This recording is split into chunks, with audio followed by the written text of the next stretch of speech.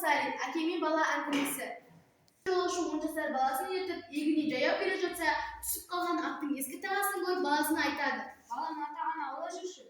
Әке, бұл сынық ескі тағаны қайтесіз?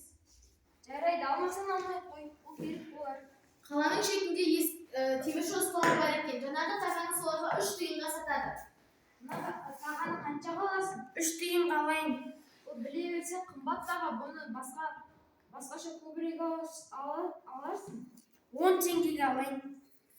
Рахмет, саудан жүрсін. Рахмет. Одан бері жүргенсін шие сататын жерге барып, жаңағы 10 теңгеге бірталай шие сатып алады.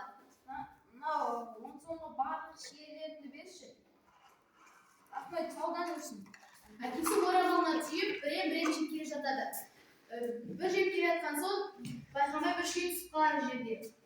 Баласы оны көтеріп, алып жейді. Одан тағы да түседі. Баласы қайттан оны алып жейді. Одан 10 рет түседі. Баласы сол 10 ретті алып, еді. Одан әкесі тоқтап баласына айтады. Балам, сен бағана бір таған алышын жамансынып, ерініп алмадың. Енді бір шиені алышын 10 рет отырттырды. Сен несінде болсын? Оңай.